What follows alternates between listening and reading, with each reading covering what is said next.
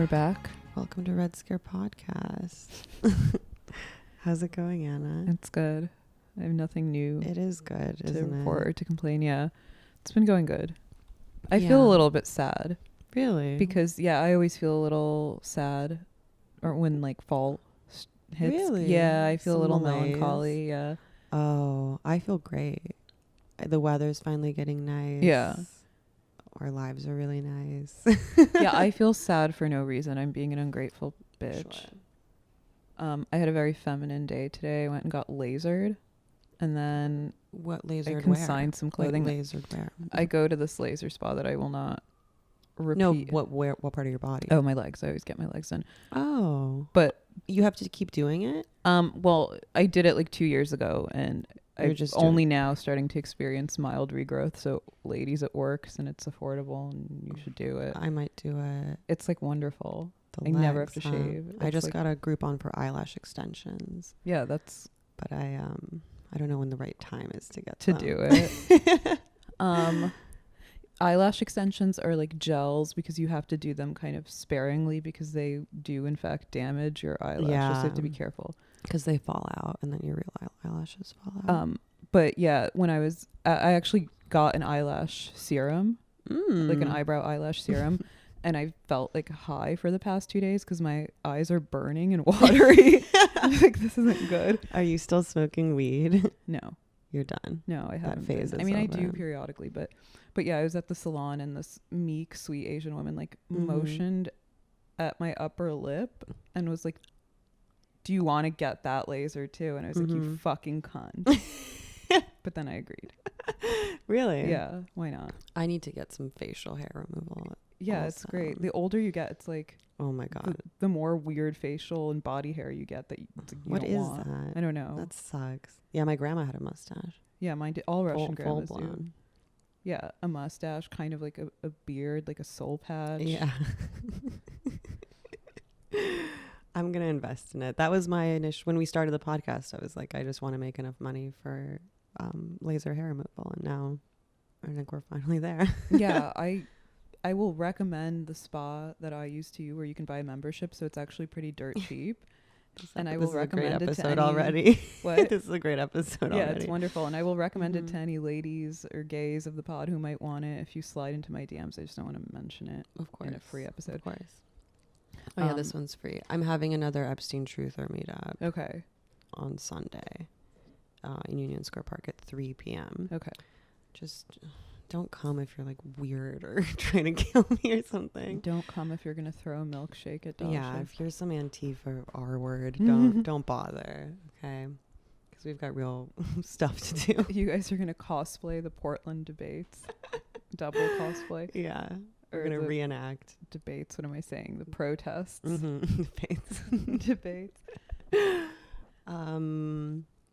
You went to the Marianne Williamson event yesterday. I did. I like kind of last minute, and I met the Queen, Mrs. Marianne Williamson. How did she herself. look? It was amazing. She was really beautiful and well preserved, but tiny. She was, I was wearing like flats, and she was wearing like 4-inch heels, like bobbing and weaving through the crowd. You think she's like 5 feet tall? She's like 5 feet tall. She's like a Kardashian. Oh my God, she's perfect. She's like a tiny teacup porcelain doll of a woman. Oh, tiny. With like a very forceful oratorial voice. Yeah. She kept breaking, and it was so much better in person because she kept breaking into like the kind of cabaret singing thing, and her voice would like warble. Is she gonna be in the debates? No, she didn't qualify for the next one. It sucks. And that's it. The time's up and everything. We can't. There's nothing we can do. I think that there is something we can do. She said she had to qualify in 4 different donations, something. I don't know. I have to look up on this. Donate to Marianne now. She has to go on 4 podcasts. Yeah, she has to unlock the next level. Let's see. It was really, so they basically opened with this woman who originally, I think my companion and I thought was Marianne, because there was this woman wearing like a wide brim fedora and like a sparkly sequin robe dress or something, hunched over charging her phone. I was like, Marianne would never hunch over and charge her phone. No. And it was this like really beautiful tall woman who was like some sort of meditation person who led a meditation chant. Wow. How did it feel? I don't know. I hate meditating. I don't like it either. I'm very skeptical of it, but there was all these like, you know, like hot women and their sugar daddies in attendance, and everybody was just like breathing through the nostrils, channeling positive energy. I just don't fucking get it, you know? I don't get it either, but maybe there's something that we don't understand. Maybe we're like heathens and Philistines. Because we have horrible compulsive thoughts. Yeah. Like, yeah, intrusive thoughts. I think of like the Holocaust and like having sex with one of my family members the minute that my mind is forced to shut down. I just think about my dad. Yeah. And all the other men in my life. Yeah. Dima. That's right. She said this woman was like, send love out to your friends, your enemies, people who agree with you, your haters, people who disagree with you. It was very Trumpian in nature. Really? Yeah. My favorite thing that Marianne said was like, ladies and gentlemen, Trump is not just a politician, he's a phenomenon. And I was like, yes, queen, because she gets it. And she's like truly the anti-Trump candidate because she understands how like completely influential and engrossing he's been. We've been saying this. Yeah, and I think everybody in the room kind of sighed. My favorite part of the evening was, of course, Dave Navarro, former guitarist in Red Hot Chili Peppers and Jane's Addiction, correct? I don't know if he was in the Red Hot Chili Peppers. No, he was, for sure. Really? Yeah, I'm 100% certain. And he was sang in Jane's Addiction. And he played guitar. Okay. Right? Yeah, he was wearing a cape. That's fucking cool. And a hat. He's a really nice guy. Did he look, did he have a pointy mustache? Like a little cartoon devil? He had a pointy mustache and like rhinestone gauges. Hell yeah. He looked very Gen X-y. Hat? And like, was there a hat, did you say? Yeah, I think there was a hat, possibly with like a bandana underneath. I don't know. The evening was a blur. I was like drunk and eating sliders and scallops. Fun. Ooh, yeah. That sounds fun. It was nice. And he basically... he was like, you know, you guys are probably wondering what I'm doing here. You're probably wondering what a guy like Dave Navarro is doing politically organizing. Like you, I saw politics as a form of entertainment. In fact, I became a registered libertarian. And he like basically talked about how he was like a libertarian. Mm-hmm. He talked about his like fucked up upbringing, which I was like not aware of how his parents split when he was young, which I was like, boo-hoo, like tell it to the judge. Yeah. Everybody's parents are divorced. And then he was talking about how when he was 15, his mother was murdered by one of her boyfriends, which is really fucked up. So he came to Marianne through the process of being trauma and looking for spiritual probably healing. Sobriety as well. Yeah. Sober people love Marianne. Yeah, they do. Yeah. Because they're all about that higher power. Mm-hmm. That higher high. I can't believe Dave Navarro was married to Carmen Electra. Oh, yeah. Damn. This is like no insult to Dave Navarro or Prince, but she married the two gayest looking straight guys ever. Good for her. Yeah. It's incredible. I forget Dave Navarro and Tommy Lee kind of like scrambled in my mind. Yeah, they're similar. And Pam Anderson and Carmen Electra, obviously different but also similar. But they're like they occupy kind of a similar role in the pantheon of like hookers with a heart of gold, like women that I personally aspire to in a weird way because they just seem so nice. Pam Anderson, come on the pod. Yeah. But he was talking about how he used politics as a drug to avoid his own trauma. Whoa. Yeah. Very deep. My therapist told me, my old therapist, that I like do political bullying because of a fear of intimacy, actually.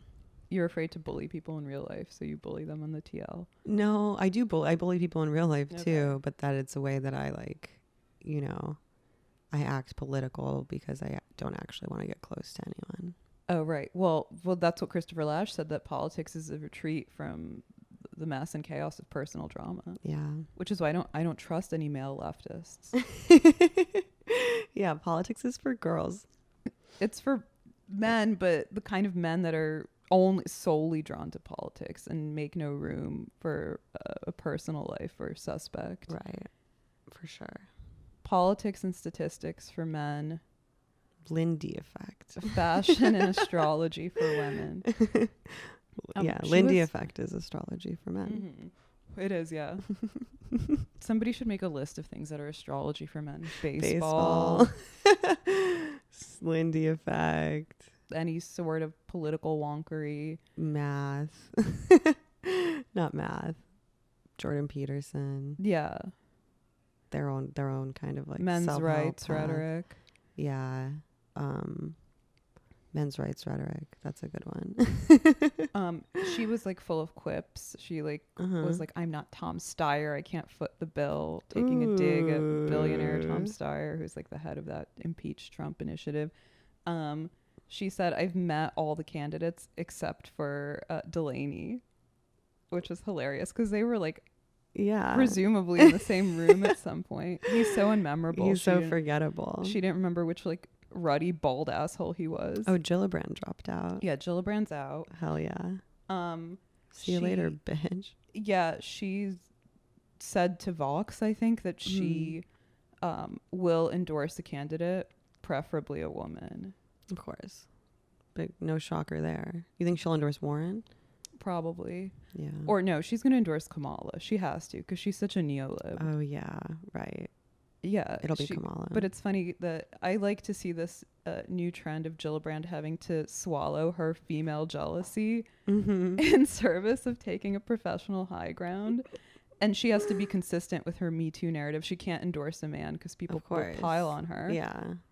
When's Klobuchar going to drop out, honestly? I don't know. I'm shocked it was Gillibrand, not Klobuchar. At least Gillibrand's easier on the eyes than Klobuchar. Yeah. Oh God. She has definitely more of a chance than Klobes.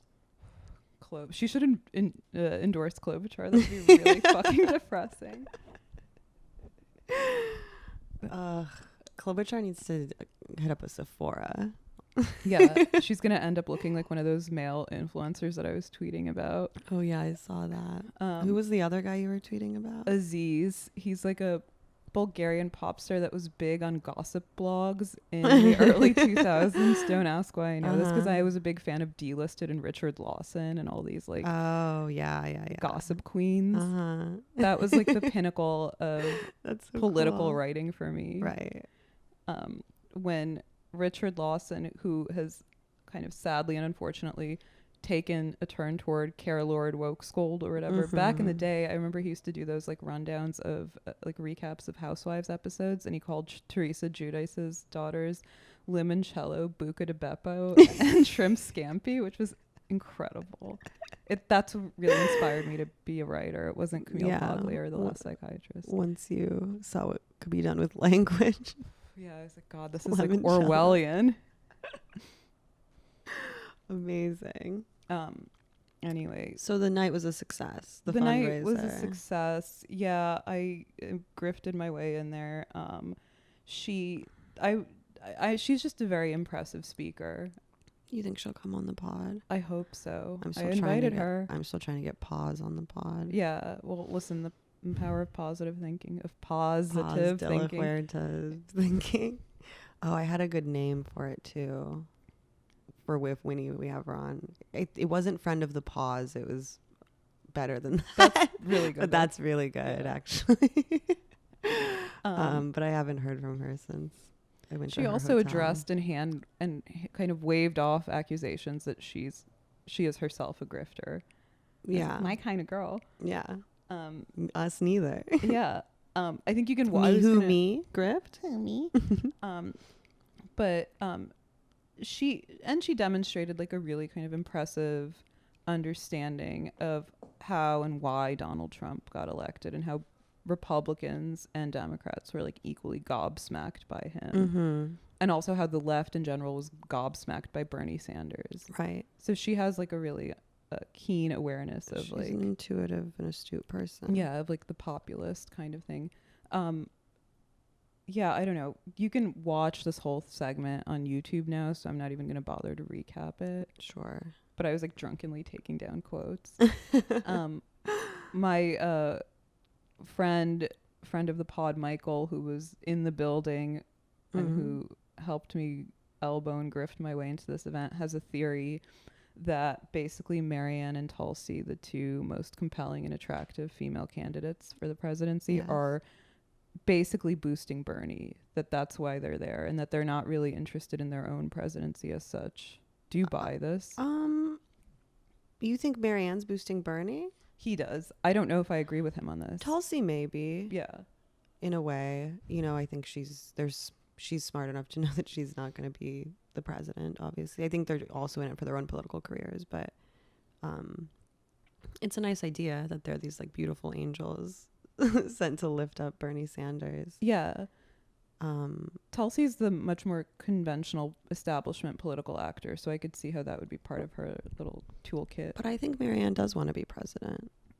I think she should be the first lady, as we've said. Yes, yeah. I got the sense, just like briefly speaking to her, that she does want to be president, but she's also not, she's not a Hillary-ite. She's not like uniquely concerned and obsessed with her ability to be president, and would happily, gladly cede that opportunity to somebody else if she thought that they were the more willing and fit candidate. Yeah. Yeah. No, I think that her aims are pure and true. Yeah. And I think like where she kind of falters or is uninformed comes from a place of like good intention. It's just like she literally does not have all the facts at the moment because she's operating at full speed. Neither do we. Yeah. Yeah, she's like truly also a Red Scare relatable candidate. Yeah. We're just trying to figure it out as we go along. Yeah. There was like a brief aside where she was talking about kind of like conscientious capitalism and how we have to rehabilitate capitalism, which was met, of course, with applause from the crowd, which were mostly kind of like upper crust Dave Navarro New York liberals. I mean, Dave Navarro even said like, basically when I started gaining an interest in politics, financially I was with them, meaning the 1%, and socially I was with them, meaning like the little guy, and he had to like reconcile his beliefs by becoming a libertarian. Jesus like Christ. That's not how you do it, Dave. You did it wrong. But these guys that like Dave Navarro, you know, bless their hearts, who are also nice, well-meaning guys, have to kind of find a post hoc rationalization for why they're so famous and successful and rich. Yeah. And that rationalization is called libertarianism. Another form of astrology for men. Totally. Yeah. Yeah. Yeah. I know some fucked up libertarians who will never have any ounce of like self-awareness. Yeah. I think in Dave Navarro's case, he's like a legitimately like low income traumatized guy. Right. Who skyrocketed to fame and success at a time where the industry model still made superstars out of people. Right. But a lot of guys who are libertarians are like Elon Musk types, like guys who would be unfuckable in any other alternate universe, but have made a ton of money. Yeah. Or like producers. Yeah. That's why there's like producers. always like kind of like libertarians and rabid male leftists are just like one screw shy of, you know, merging or whatever. I think that's all I have to say about. Most people's politics are about how people don't want to have sex with them. Yeah, that's really, true. You know? Yeah. If you really want to boil it down. Yeah, they are like political involvement or political affinity is like largely psychosexual. Yeah. 100%. Yeah, like I was reading. I bet Marianne, that's something Marianne understands. Yeah, she gets it, and she's very like kind of understanding of people who are not in her, who would not be in her orbit as like an elite aesthetic person, you know. And I think like she's doing a good job of normalizing those type of people for like the aspirational 14% that comes like below the 1%. Which types of people? Just like people who are like marginalized, poor. Well, yeah, because she used to, you know, talk to them. Yeah. Well, she used to smoke dope and run around with bad boys. She knows how to let loose. She knows how to have a good time. I really good dope and bad boys. I really, like. She's a very enlightened person. Yeah, no, she is. I mean, I could just like being in the same room as her, I could totally see how, given a slightly different set of circumstances, her life could have been totally fucked, which is how I feel about us also. Yeah. To be determined. Yeah. I don't feel like we're out of the woods yet. No, not yet. But I could totally see used myself like going from host to sing to prostitution. Easy. But like low grade prostitution, because to be like a high level prostitute, you have to be like really young and like look like a model in New York City. I'm just gonna be like turning tricks behind the White Castle for Impossible Burgers. Right. I mean, downward assimilation is a slippery slope for sure. We were on that trajectory for a long time. I basically was a prostitute, but not anymore. No. No. No longer Omar. Now I'm sex negative. Yeah. Now I'm Catholic. You're post-horny, yeah. What else did she say? My favorite line that I'm going to quote one more line from Marianne. Please to do. buy us some No time. one's going to watch the YouTube clip. No. So let it rip. She was talking about how she doesn't believe that her fellow candidates are necessarily lying. She thinks a lot of them are telling the truth in the sense that they probably produce or like offer up mostly factual information and omit certain unappealing or uncomfortable truths about their past, like Kamala downplaying her record as a prosecutor, right? Or Gillibrand putting a positive gloss on her involvement with Me Too, or Warren, you were saying. Yeah, or Warren being a Republican. Yeah, and like a friend of corporations. Yeah. But she said, you know, in the court of law, which is a nice segue into your Epstein saga, but she said, in the court of law, you swear to tell the truth, the whole truth, and nothing but the truth.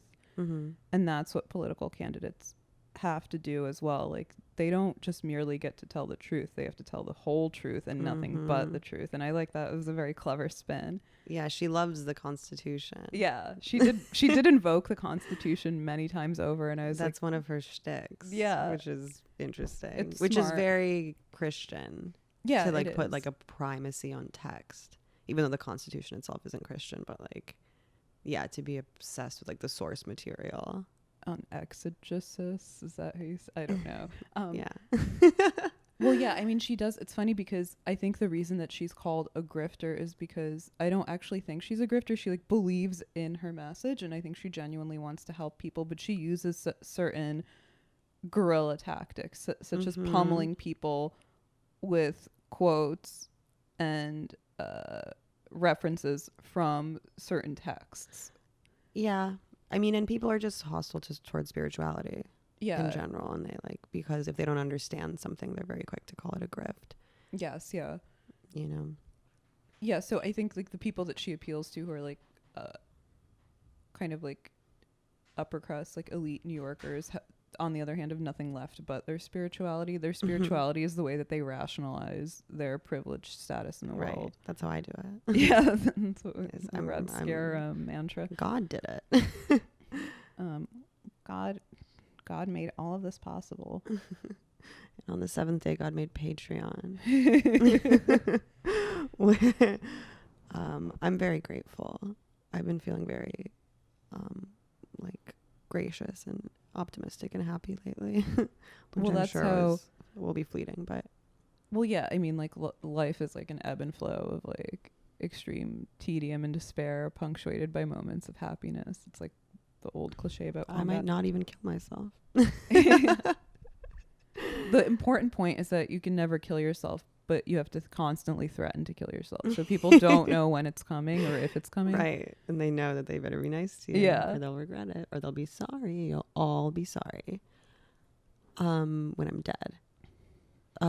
Shall we segue to... I went to the Epstein hearing on Tuesday. Which I've already talked about a little bit on TrueAnon, but I'll talk about it again. And which people already know about because the Daily Mail published that picture of me with the Jane Doe. Incredible. And people were very quick to say that I was stealing Epstein victim valor. Yeah. Which I am not doing. I was there to support a friend of mine who was a victim of Epstein's. But the hearing was also open to the public. So anyone ostensibly hypothetically could have walk gone, in, but yeah. people don't do stuff like that. No, they don't. I mean, some people. I mean, the people who go to court hearings are like. I mean, someone said this on the subreddit, and a friend of the pod, Michael, said this to me yesterday. And like 90% of life is showing up. Yeah, I'm really learning is. That. Like that's how stupid shit happens to you. Yeah, you just. How do you think that a friend wander of the pod, around. Leia, gets all those incredible photos and all that incredible footage of fucked up weird shit happening on the streets of New She's York? out She's just there. out there Yeah. doing her So Gonzo style true. guerrilla reporting. There she is. Yeah, so you went to the Epstein. So I'm like blissfully unaware of this. Can you break down what this hearing was and what it did and did not do? Basically, the explicit purpose of the hearing was to dismiss the indictment against Jeffrey Epstein due to his untimely and mysterious death. Mm-hmm. And that is basically has to happen due to like legal precedent, and no one really contested it. And that's standard practice in cases like this. He's dead. Yeah. And then the other reason was that they wanted to give the victims a chance to say their piece, because they didn't get their day in court. So it was like an open hearing for them to sort of testify. There were a lot of victims there. There were maybe 30 or so. Okay. And maybe 15 or more spoke, but like something that's a around big chunk, because he's speculated to have around 80 victims, and I don't buy that. I think that number is incredibly low. I think that there's 1,000. Yeah, definitely. He had to come 3 times a day. Wait, what? Yeah. How did he make all that money? Who has time to come 3 times a day? He made his money blackmailing people and like keeping their secrets. So he had a pretty open schedule to nut all day long. Yeah. So what most people come like once every 3 days. I don't know what the average is for coming, but I know that 3 times is too much a day. Yeah, it is. Unless you're a woman.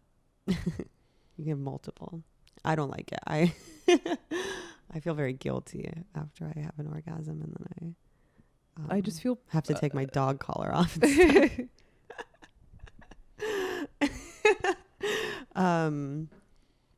was very harrowing. Some of the girls could like barely talk. They were so upset. I say girls, I mean these are women who are in their like 30s now. And they were primarily victimized as like underage teens. And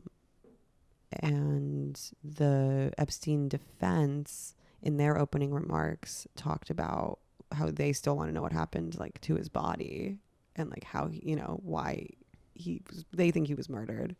Okay. They talked about the bones in the neck and all of that. I'm glad we can all agree on one thing.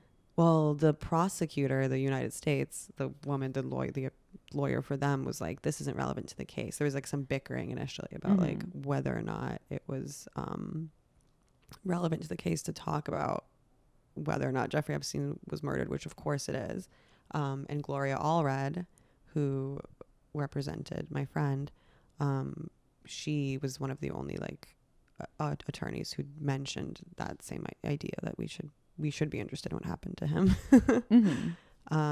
But I think it was it was good catharsis for the victims.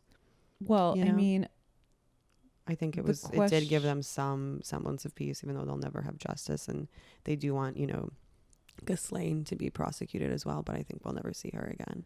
And lots of them interacted with her directly. Really? Yeah. So she really did have like a meaningful, substantial role in procuring girls. Yeah. That's taking their passports and trafficking them and facilitating this whole thing. She's like a national consulate, like taking passports to issue sexual visas. It's really fucking dark. It's really dark. But the funny thing, the thing that's most alarming to me is like people are understandably very angry at Epstein and his like decades long sex trafficking operation. But I mean, we're all people who have had weird, uncomfortable, rapey brushes in our past. And it's totally fathomable to me how a man would behave like that. Maybe not on such a grand and organized scale, but the idea of a woman procuring other women for use by a man is just, it's kind of all too understandable, but yet unfathomable on some level. I mean, I can understand sort of, because he did that a lot. He would like sort of groom these girls, and then they would recruit other girls, and then I assume they were like compensated for that in some way. There was a girl there were several girls who were recruited by their own sisters and stuff. Yeah.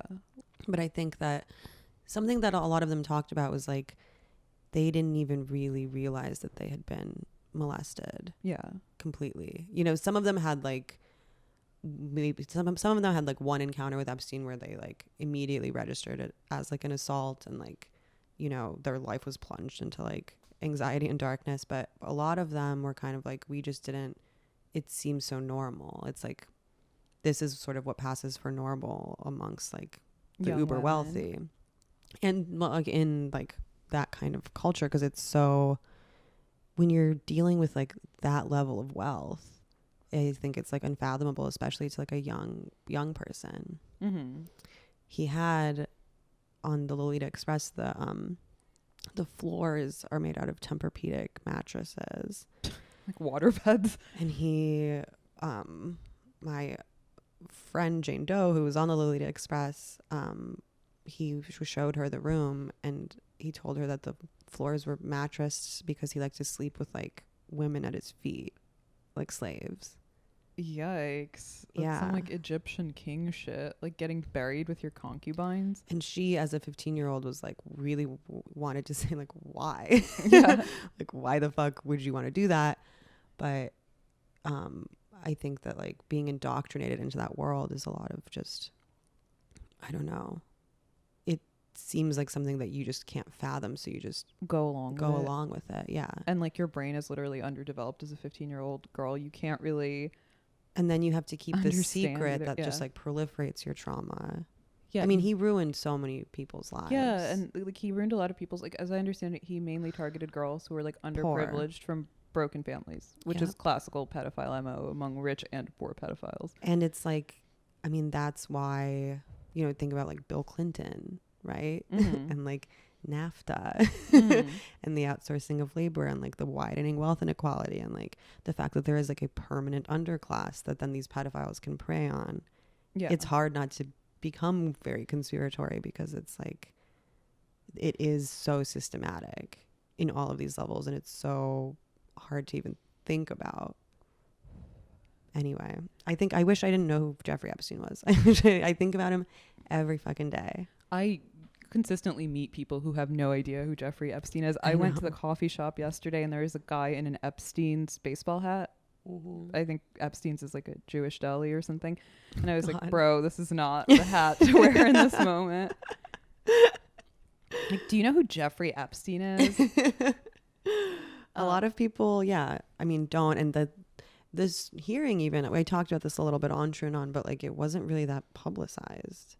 Yeah. Well, that's crazy. It's really interesting how these things fly under the radar. It's like the Marianne fundraiser. It seemed almost underattended. The crowd was really thin, and yet they were claiming that they were sold out. Maybe it had to do with like the capacity of the room, but generally people don't turn out for these things unless you're Bernie. Right. Like Bernie's actually having a fundraiser, I think next week in Williamsburg at Brooklyn Bowl, and they're already sold out, but you best believe there's going to be people lined up around the block. Of course, yeah. No, people do show up for Bernie. That's Yeah. true. I went to his first rally. Right, I yeah. talked about it And it was very well attended. Yeah, and it was like freezing. Yeah, but generally speaking, that's the thing. I mean, Epstein was able to fly under the radar for so long, not only because he had vast reserves of wealth to exploit, but also because nobody was really paying attention. Yeah. Which is really sad. Do you think I was molested? Your voice is too deep for that. A lot of them did have very molested voices. Yeah, I mean, It's this is like Adam true. Carolla's theory that if you're molested, your voice is stunted at the age which you were I molested. don't think Adam Carolla made that up, Anna. Well, it was his like kind of like There's probably a love line. Like it was a theory that he pandered on Love Line to great effect. But like, yeah, I don't know. I think that's, you know, there's truth to that for sure. So you're thinking no from me. I want to say no, but Not that I know. I'm sure some shit happened to you in your teens. Yeah, but I think that was like, I was already fucked by that point. Yeah. Not literally, but like No, not literally, but fucked on some level. By, well, I used to have phone sex with pedophiles when I was yeah, I did too, teen. probably. I But met that a guy seems- at like Virgin Records in New York who thankfully turned out to be my age, but very unattractive. But we did that kind of shit because we didn't fully understand the ramifications. Right. God, teens. Yeah, no, it's so horrible. I mean, Stay I have safe. a lot of people were like, well, how can you girls be so believe women about the Epstein victims, but be so critical of Me Too in general? And I was reading this article this really long read that came out on Reason in Reason magazine about this journalist who was like a correspondent for the Beijing Times, Yeah. who had his career ruined and now lives in his parents' basement in his 30s because 2 women filed claims against him that were, judging by the details, were at the time consensual hookups that they then revised to mischaracterize as assault, and that was classified in the media as a pattern, never mind that these hookups were 4 years apart and he had no like kind of consistent routine of molesting or abusing women. Right. Thankfully his girlfriend ended up staying with him, much to her detriment, and now they're like trying to piece together their broken lives. And this has happened to a lot of men who were accused of Me Too infractions who are not nearly as like powerful or well connected as Epstein and will never be able to recoup their lives. Yeah. And I was thinking, well, there's a vast ocean of difference between what happened to a bunch of 15-year-old girls who were like rounded up and literally sex trafficked. I mean, the Epstein thing isn't even about it. It's so different from, it's not a Me Too situation. No. It's like a class. It's like, to me, it's such a class issue. Yeah, and I think it came to light in part because of the fervor and momentum of Me Too. Yeah. Because people were really Perhaps. scrounging around for targets to cancel. And they're like, oh, we forgot about this one. Yeah, and so in some sense, there is this like very morally ambiguous thing where Me Too was successful, at least on one count, actually on 2 counts, in the case of Epstein and Weinstein and maybe a few other high-powered guys. Yeah. But overall, I still say that it's been mostly disastrous, and yet it's something that has to now play out. Right. It's too, Because we can't stop it. There's no stopping it, exactly. What else happened at the, I mean, yeah, it was mostly the testimony of the girls. Yeah, and now I Is why think we were there. the one thing that like freaks me out is I think their testimony plays into this like public collective need for like stories of salacious predation upon underage girls. So people are now like, The trauma industry. yeah, and it so happened that he had a very consistent type, Yeah. I mean, which I seeing think them all, it was tickles like people's fancy. the blondes versus Jeffrey Epstein, Yeah. for sure. Blondes. Wonderful. Yeah. I forgot what I was going to say. Fuck. That's okay. I have also a feeling after I got my hands on, I will try to be as oblique as possible. I got my hands on some Jeffrey Epstein correspondences, which you are aware of, Dasha. Yeah, you sent them to me. And just And that's kind of- exactly how those kind of men talk, too. yeah, and reading in his own language, him sounding basically, I mean, this is presuming they're real, reading him sounding like kind of a Tinder millennial who's using like PUA tactics on women, like negging them in the most obvious way possible, in a way that only works on 15-year-old girls. Right. It made me think that the reason that he targeted 15-year-old girls was not only because he was sexually attracted to minors, but also because that was the only level or register that he felt truly comfortable, because he's such a fucking corny, He's an immature idiot. knob. I mean, like, him being associated with David Blaine and David Copperfield, too, is It's like... hilarious. Oh, of course you like magic, you fucking rube. Like, Yeah. rich people don't even have good taste. It's such a No. fucking waste. Poor Dave Navarro is really lucky that he dodged that bullet of guilt by association with Epstein, because he's the True. kind of guy that Epstein would love. He's like, I Yeah. love your look and your ideas, man. What's that have to do with pussy? Oh, fuck. But I think like these girls were the only people I feel like that he felt that he could intellectually and emotionally lord over. Yeah.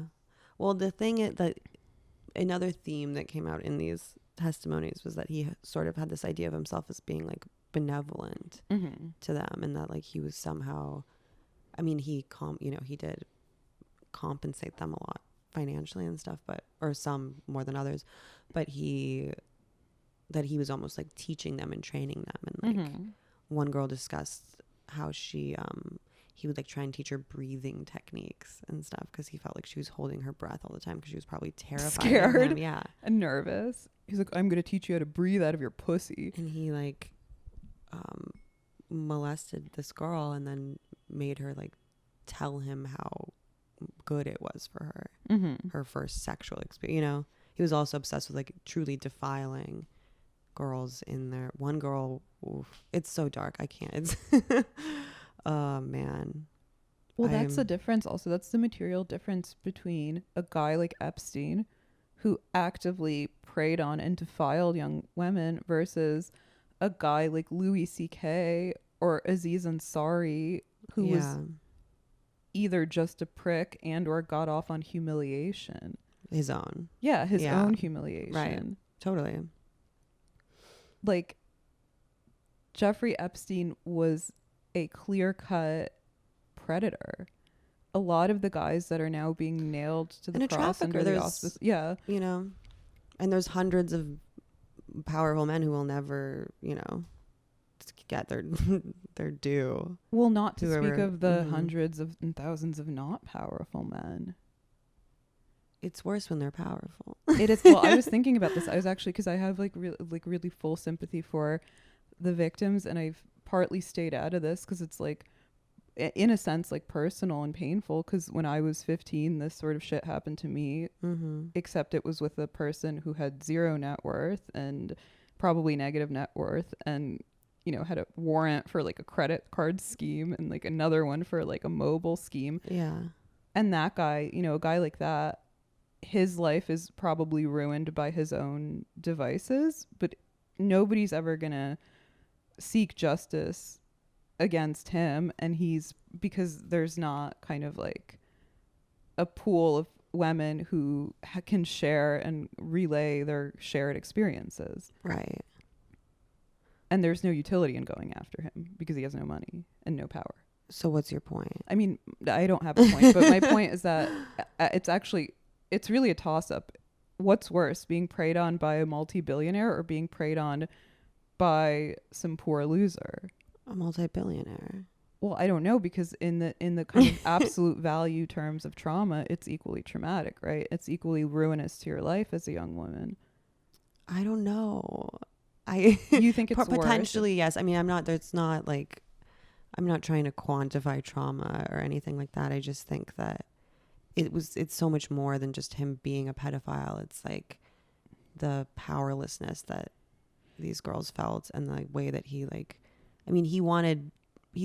just more than a pedophile. He wants slaves. Yeah. And slaves exist. There's 50 million slaves in the world, and that's like, it's more than just force. It's like it comes out of poverty.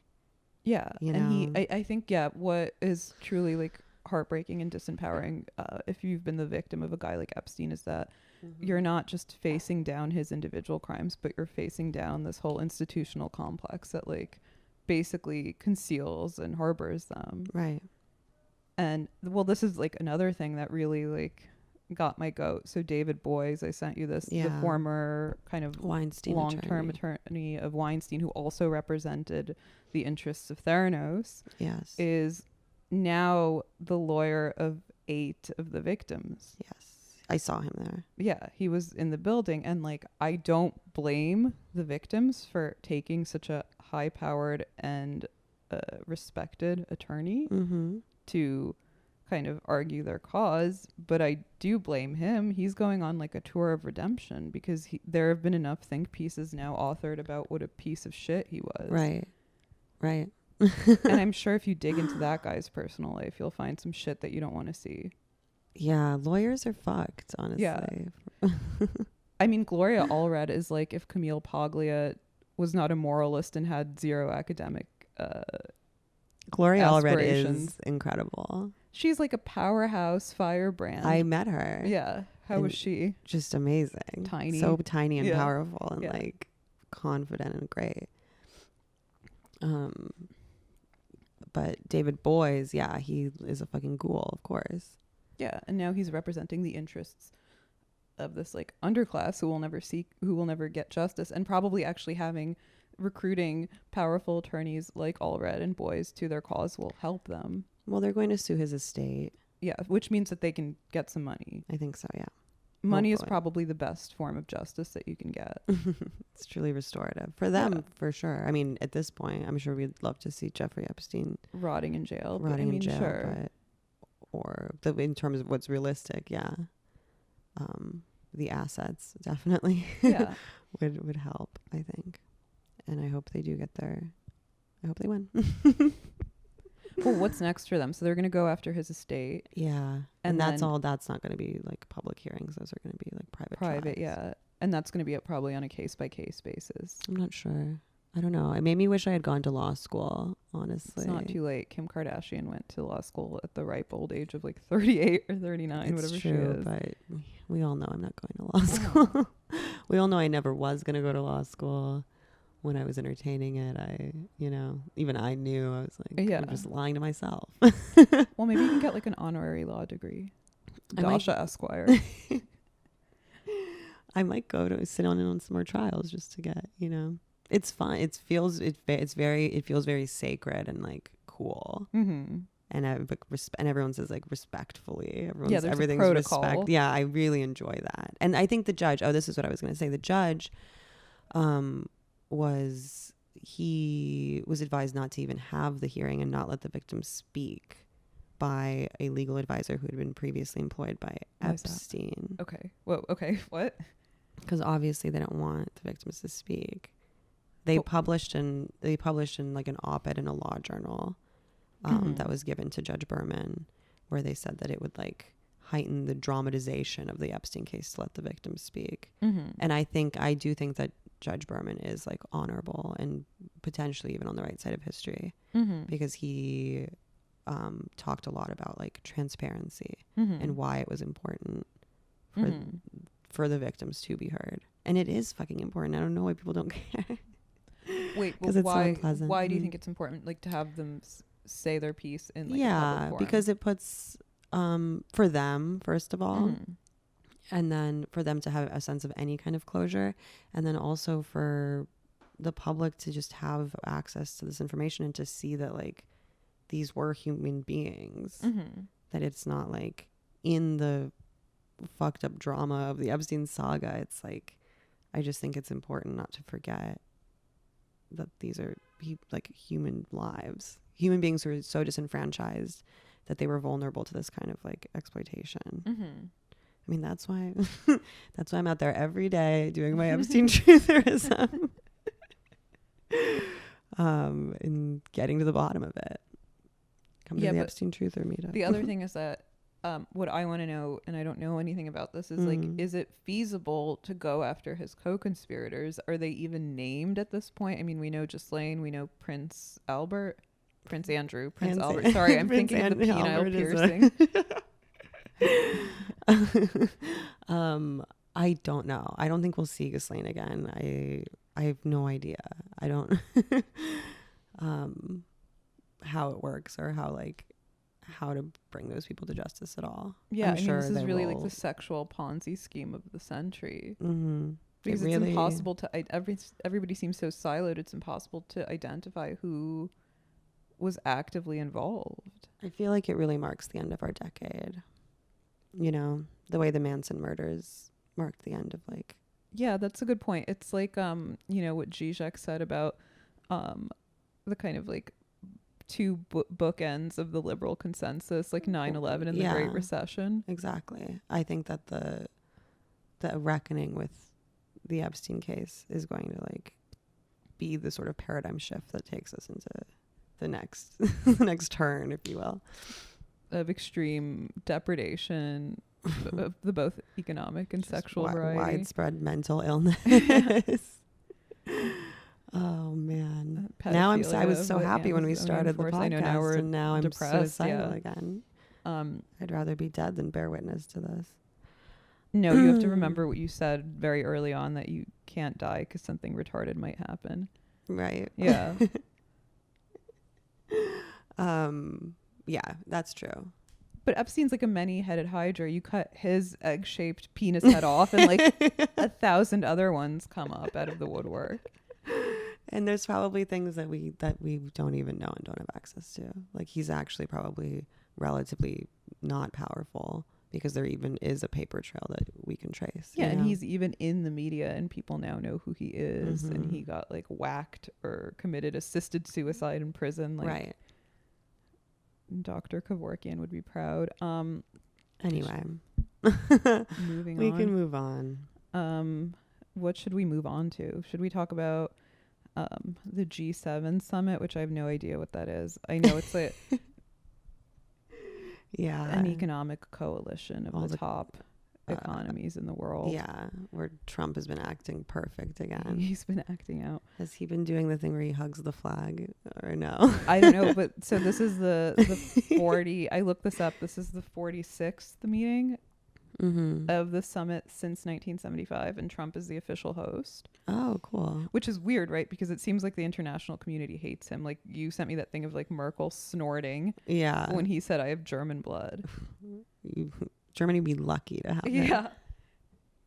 Fucking Merkel. It's funny because like everybody's trying to now disavow Trump, but he's like a classic big leg Bavarian. He's like a guy who eats sausage in like a beer hall. Of course he's German. Yeah. Look at his fluffy blonde hair. Yeah.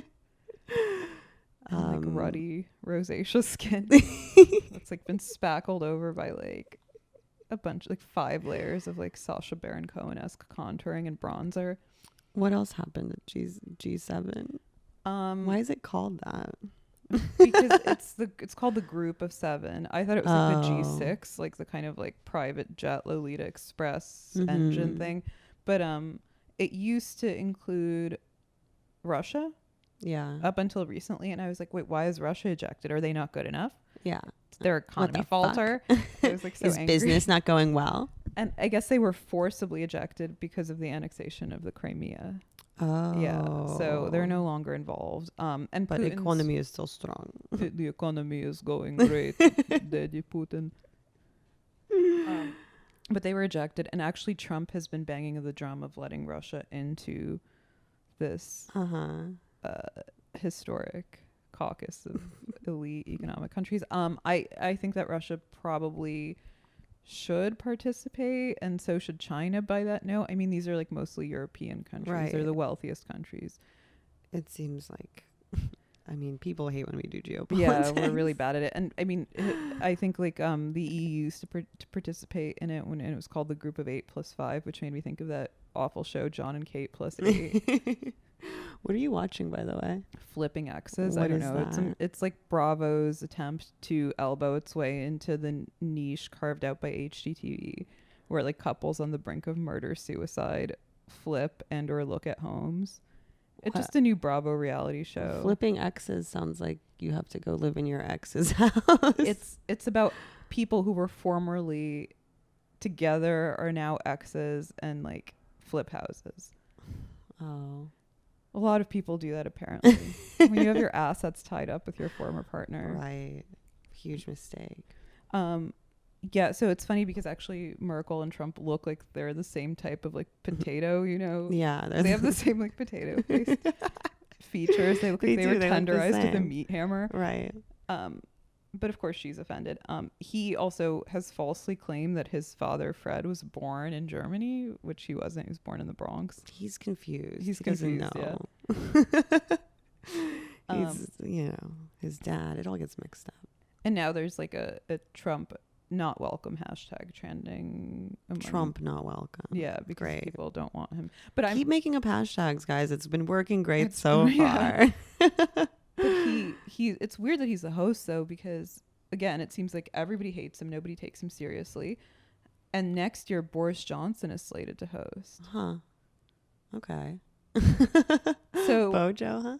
Basically, it looks like the MO of all these like macroeconomic neolibs is to disavow somebody in public, but then give them the reins. Well, what do they even talk about? Like macroeconomic policy. Like How they can like conscientiously deforest the Amazon Right. and let let immigrants into the EU Tariffs on and a shit. moral ticket. I don't Yeah. know.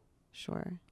While disenfranchising local workers, tariffs. I've been meaning to listen to the tariffs episode of What's Left podcast. What? It's Amy Teresa's Oh. podcast, and they break down this whole tariff thing. They talk. Okay, I'll Yeah, give we that should give it a to it listen. when I'm at the gym, Um, fucking lifting weights, yeah, deadlifts and shit. yeah.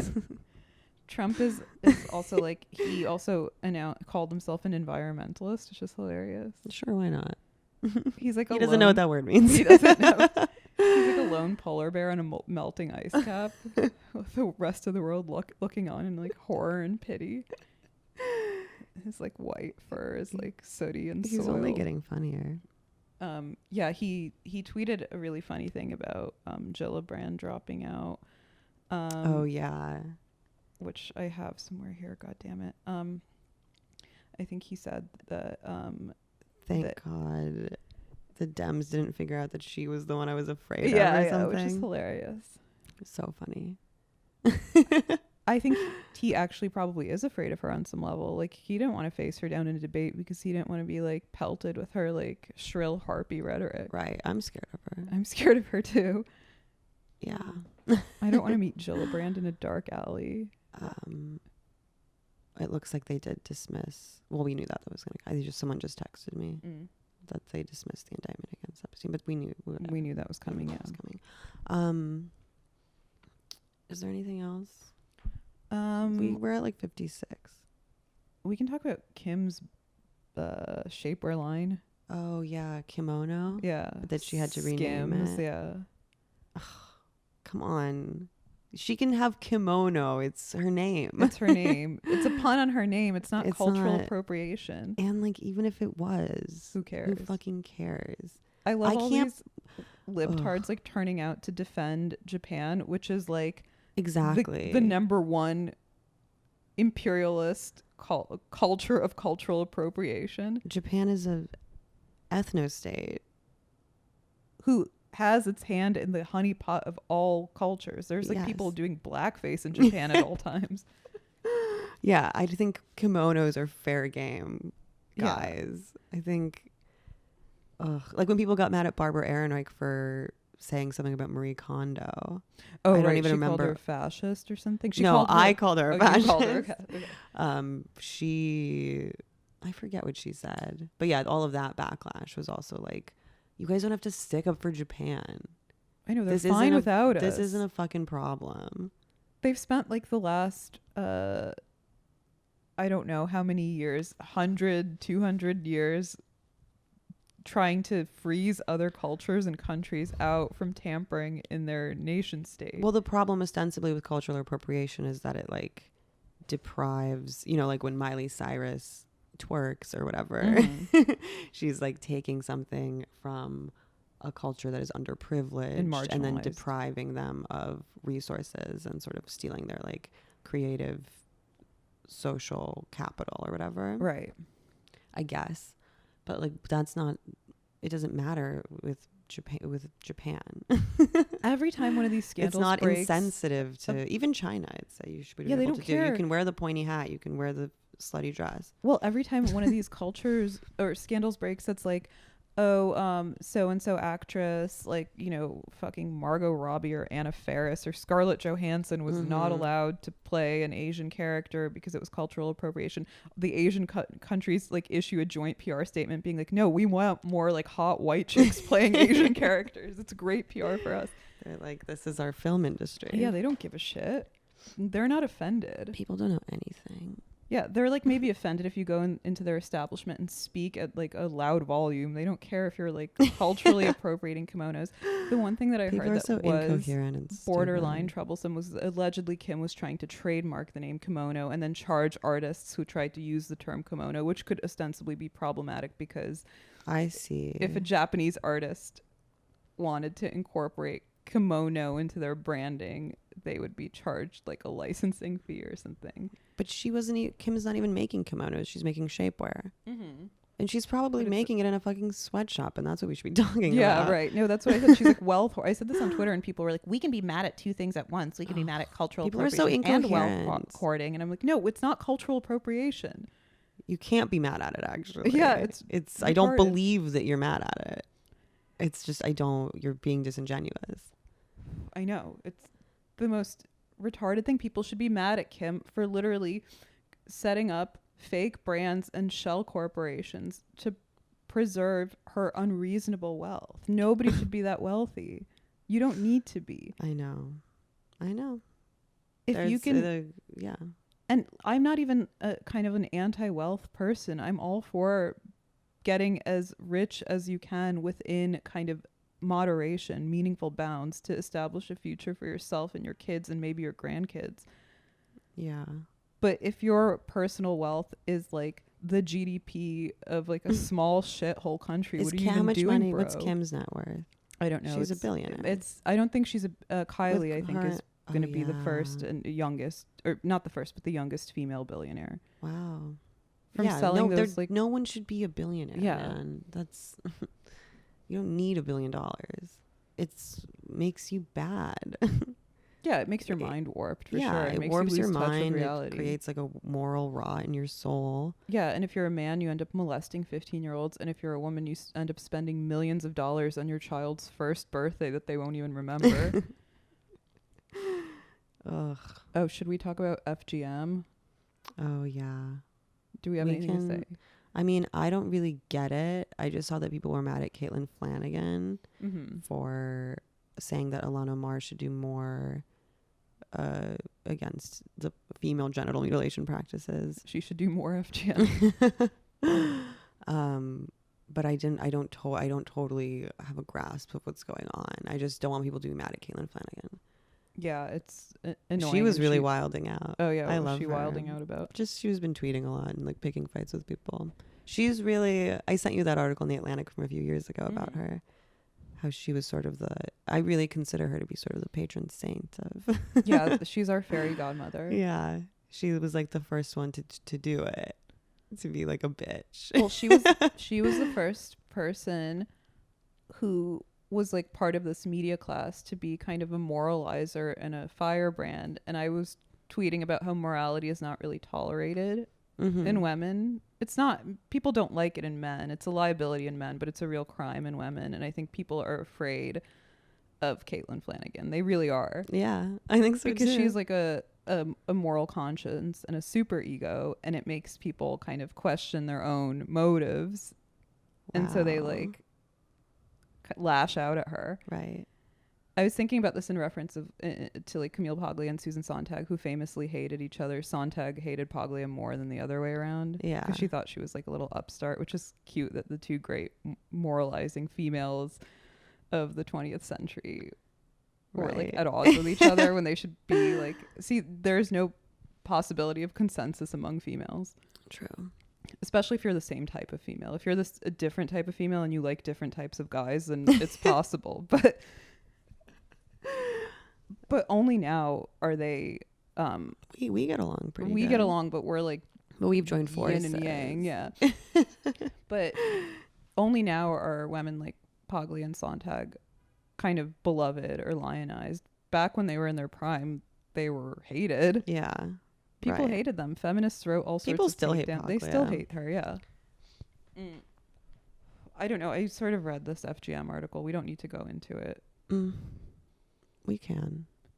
Well, allegedly, Minnesota, is it? Yeah, the 5th district is where the vast majority of FGM procedures in the United States happen. But I'd like to get a statistic on that. 100, said Caitlin Flanagan, in some recent span of time. Okay, there have been 100 reported girls who had been cut. Who is administering these procedures in the United States? Because no credible doctor would offer up to do that. It's like in there, like it's Somali people or something. Yeah. Is that the community that?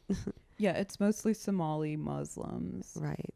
And I guess people were piling on to Flanagan because they were saying that she was being like essentially bigoted against black people and Muslims. Right. She was Islamophobic, they were saying. She was being Islamophobic, which I don't think that's the case. She actually had a good line. I can read it. It's not the issue. She says in her article, you know, she's like, this is America, and she's right. We don't do that here. Yeah, when in Rome. She says, we do not reject FGM because it's practiced primarily by dark-skinned people or because it's often erroneously presented as an Islamic commandment. We reject FGM because it's barbarism. Yeah. And her claim is that Ilhan Omar hasn't done enough to support the cause because where she has been completely like vehemently against stoning, right, she has taken a much more kind of lukewarm, but she has voted though condemnatory line against FGM. Yeah. So she's maybe splitting hairs a little bit. A little bit, because I think what Ilhan Omar is concerned with at the end of the day is, as Caitlin Flanagan rightly points out, anti-immigration attitudes. Right. So if the conservatives get their hands on FGM, they can make this an issue into keeping black and or Muslim immigrants out of the country. But FGM is barbarous. It is, yeah. It's horrible. There's not... Well, there's a lot of weird spin. Like the woman... The libs aren't going to spin this one. No, I mean, How could they possibly? Well, the libs like historically refuse to condemn any sort of barbarous cultural practices that come out of the Muslim world because they don't want it to be perceived as Islamophobia, which is stupid and wrong-headed. Right, but backwards and crazy. Hidebound. So I guess... I mean, it's basically reportedly 98% of girls in Somalia have undergone or will undergo FGM. So the vast majority of Somalian girls. Right.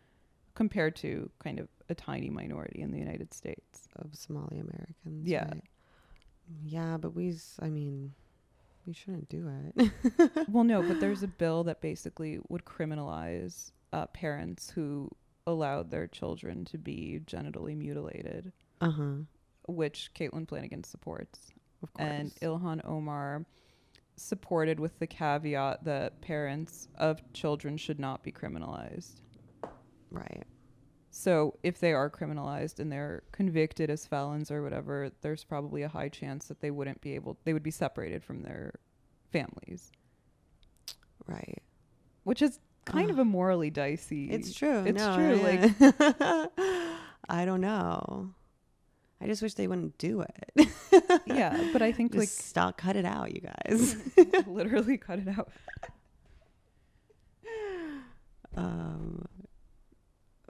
Fuck. No, but on some level, I do agree that this has to take the form of like within the Muslim and Somali communities, like an active initiative to portray this as like an aberrant and barbaric practice. Right. And to not, I mean, I don't think anyone is taking like a cultural relativist perspective on this, are they? That would blow my mind. No, I hope not. Right? I'm like waiting for like Jessica Valenti or like Amanda Marcotte to be like, well, like one of these lib femmes. Anyway. All right. We're not going to solve the problem of female genital mutilation. I got nothing. I love Caitlin Flanagan. I do too. And I think she's mostly right. And even she's not, it's okay. And people need to respect her for sure. Yeah. Should we wrap it up? Yeah. Maybe I gotta go to rehearsal. Oh yeah. I'll leave you guys with a quote from Marianne Williamson. Here we go. Sometimes love says no. Love is fierce. Love sets boundaries. Oh, it's beautiful. That's great. That's great. Exactly what I needed to hear. Yeah. We'll see you in hell.